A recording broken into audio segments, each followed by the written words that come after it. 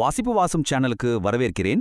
முனைவர் இறையன்பு அவர்கள் எழுதிய 7ஆம் அறிவு என்ற புத்தகத்தின் முதல் பாகத்தில் 3வது அத்தியாயமான வெகுளியும் தந்திரமும் குறித்து நான் வாசித்து உணர்ந்த கருத்துக்களை இங்கே பகிர்வதில் பெருமகிழ்ச்சி அடைகிறேன்.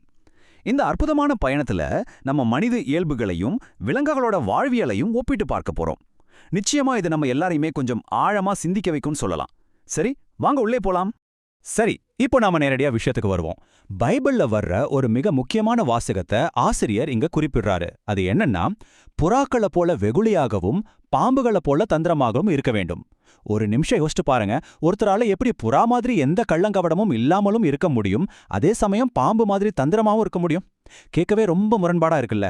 இந்த முரண்பாடு தான் இந்த முழு விளக்கப்பதிவோக மைய கருத்தாவே அமைய போகுது. இந்த விளக்கப்பதிவுல நாம பார்க்க போறது முனைவர் இறையன்பு அவங்களோட இந்த ஆழமான பார்வையை பத்தி தான். அதாவது, விலங்குகளோட குணாதிசயங்கள் மூலமா மனிதர்களாகிய நாம எப்படி வாழணும்னு அவர் ரொம்ப நுட்பமா விவரிச்சிருக்காரு. இது சும்மா ஏதோ விலங்கியல் பாடம் கிடையாதுங்க. நம்ம வாழ்க்கை போராட்டங்களுக்கான ஒரு சூத்திரமே இதுல அடங்கியிருக்கு. விலங்குகளோட வாழ்க்கை முறையை உற்று நோக்குறது மூலமா நமக்கான விடைகளை நாம ஈஸியா கண்டறிய முடியும். இப்போ புறாக்களையும் காகங்களையும் கொஞ்சம் ஒப்பிட்டு பார்ப்போம். புறாக்களை எடுத்துக்கிட்டா எவ்வளோ சாந்தமா மென்மையா இருக்கு. வளர்க்குறவங்கள அப்படியே முழுசா நம்பும். ஆனா இந்த குருட்டுத்தனமான நம்பிக்கையாலேயே அது கடைசியில பலியாயிடுது. தியாகத்துக்கு ஒரு சின்னமாவே மாறிடுது. ஆனா காகங்களை பாருங்க, அதுக்கு நேர் எதிர். காகம் மனுஷங்களை அவ்வளோ சீக்கிரம் நம்பிடாது. பயங்கர சந்தேக பிராணி. தன்னோட கூட்ட களைச்சவனை எத்தனை வருஷம் ஆனாலும் மறக்காம ஞாபகம் வச்சு தாக்கும் குணம் அதுக்கு உண்டு. ஒருத்தரோட அதீத நம்பிக்கை எப்படி அவங்களையே பலியாக்குது, அதே சமயம் தற்காப்புக்காக படுற அந்த சந்தேகம் எப்படி ஆயுள்ல நீட்டிக்குதுன்றதை இது ரொம்ப தெளிவா பாட்டுது இல்லையா? இப்போ இந்த ஸ்லைட்ல ரொம்பவும் சுவாரஸ்யமான ஆனா அதே சமயம் கொஞ்சம் அதிர்ச்சியான ஒரு விஷயம் இருக்கு. அது என்னன்னா, ஒரு காகத்தோட குஞ்சு ஏதாவது மனுஷங்க கையில மாட்டிக்கிச்சுன்னு வைங்களேன், அந்த மனுஷன் அதை துன்புறுத்துறத பார்க்க சகிக்காம காகங்களே தங்களோட அலகால அந்த குஞ்சை கொத்தி கொன்னுடுமா. கேட்கவே ஒரு மாதிரி இருக்குல்ல? மனுஷன் கையில மாட்டி மோசமான தாக்குதலுக்கு ஆளாகி சாகிறத விட நம்ம கையாலே இறக்கட்டோன்னு அது நினைக்குது போல.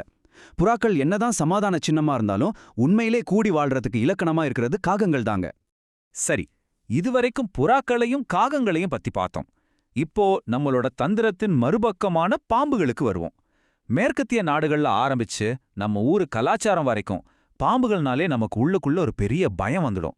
பல நேரங்கள்ல அதுங்கள ஒரு கோபத்தோட கொடூரத்தோட சின்னமா தான் நாம பார்த்துட்டு வர்றோம். ஆனா நிதர்சனமான உண்மை என்ன தெரியுமா? நாம எல்லா பாம்புகளையும் பார்த்து சும்மா தேவையில்லாம பயந்துட்டு இருக்கோம். உண்மையிலேயே நாம பயப்படுற அளவுக்கு எல்லா பாம்புக்கும் விஷமெல்லாம் கிடையாது. இந்த அட்டவணைய பாருங்க. இந்தியாவுல ஆயிரக்கணக்கான பாம்பினங்கள் இருந்தாலும் நிலத்துல வாழ்றதுல வெறும் 4 வகை பாம்புகளுக்கு மட்டும்தான் விஷம் இருக்கு.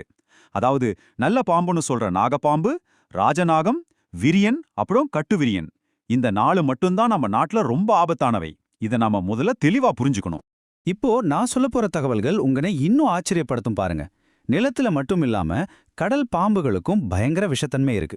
அதே மாதிரி உலகத்திலே அதிக விஷத்தன்மை கொண்ட நிலப்பாம்பு எதுன்னு கேட்டிங்கன்னா அது ஆப்பிரிக்கால இருக்கிற பிளாக் மாம்பா. அதை விட ஒரு பிரமிப்பான விஷயம் சொல்றேன் கேளுங்க. நம்ம ஊரு ராஜநாகம் இருக்குல்ல, அதோட விஷம் வீரியத்துல கொஞ்சம் கம்மி தான். ஆனா அது ஒரே கடிக்கு 3 சிசி அளவுக்கு விஷத்தை உடம்புக்குள்ள செலுத்துமா. இந்த 3 சிசினா சும்மா இல்லைங்க, ஒரு பெரிய யானையை கொல்ற அளவுக்கு அது போதுமானது. இயற்கையோட படைப்பு நிஜமாவே ரொம்ப பிரம்மாண்டம்ல. இப்படி சில ஆபத்தான பாம்புகள் இருந்தாலும் பாம்புகளை பத்தி நாம ஏகப்பட்ட கட்டுக்கதைகளை நம்பிட்டு இருக்கோம். பச்சை பாம்பு கண்ணை பார்த்து கொத்தும், கொம்பேரி மூக்கம் கொத்திட்டு சுடுகாட்டுல போய் பிணம் வருதான்னு வேடிக்கை பார்க்கும். இப்படியெல்லாம் நாமளே நிறைய கதையை கட்டி விட்டுட்டோம். உண்மையில பெரும்பாலான பாம்புகளுக்கு விஷமே கிடையாது. சொல்லப்போனா இந்த விஷமில்லாத பாம்புகளால தான் விவசாய நிலங்கள்ல எலி தொல்லையே பெருமளவு குறையுது. இது எல்லாம் பார்த்தா பாம்புகள் இயற்கையோட உழவர் நண்பர்கள்னு தான் சொல்லணும். பாம்புகளை போலவே நம்ம ரொம்ப தப்பா புரிஞ்சுக்கிட்ட இன்னொரு உயிரினம் எது தெரியுமா? ஆந்தைகள் தான்.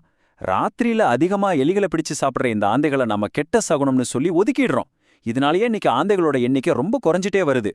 எலிகள் ராத்திரியில வெளியே வர்றதால அதை பிடிச்சு சாப்பிட ஆந்தைகளும் ராத்திரியில வெளியே வருது. இது ஒரு ரொம்ப சாதாரண இயற்கை சுழற்சி. ஆனா மனிதர்களாகிய நம்மளோட அறியாமையால இந்த இயற்கை பாதுகாவலர்களை நாமே அழிச்சிட்டு இருக்கோம். சரி, இவ்ளோ நேரம் விலங்குகளோட இயல்புகளை பத்தி பார்த்தோம். இப்போ மறுபடியும் நம்மளோட முதல் கேள்விக்கே வருவோம். இதை எப்படி மனித வாழ்க்கையோட பொறுத்துறது? ஒரு மனுஷன் எப்ப புறா மாதிரி வெகுளியா இருக்கணும், எப்போ பாம்பு மாதிரி தந்திரமா இருக்கணும்? கொஞ்சம் யோசிச்சு பாருங்க. இந்த விளக்கப்பதிவுக்கே இதுதான் மிக முக்கியமான தத்துவார்த்தமான ஒரு கட்டம். இங்க நாம புரிஞ்சுக்க வேண்டிய முக்கியமான விஷயம் என்னன்னா, நம்மளோட இயல்பை எதிரில் இருக்கிறவங்களோட தன்மைக்கு ஏத்த மாதிரி நாம மாத்திக்கணும். குழந்தைங்கள பார்க்கும்போது நாமளுமே ஒரு குழந்தையா மாறிடணும். வீட்ல நாய்க்குட்டி கூட விளையாடும்போது நாம ஒரு பெரிய மனுஷனை காட்டிட்டு இருக்க கூடாது. நாமும் அதோட லெவலுக்கு இறங்கி போனாதான் அங்க அன்பை பரிமாறிக்க முடியும். பூக்கள் பக்கத்துல போறவன் தானும் ஒரு பூவா மாறிடணும். அதே மாதிரிதாங்க மனுஷங்களும். எந்த ஒரு கள்ளங்கபடமும் இல்லாத மனிதர்களை பார்க்கும்போது நாமும் புறாக்கள் மாதிரி எந்த ஒரு ஒளிவு மறைவும் இல்லாம வெகுளியா இருக்கணும்.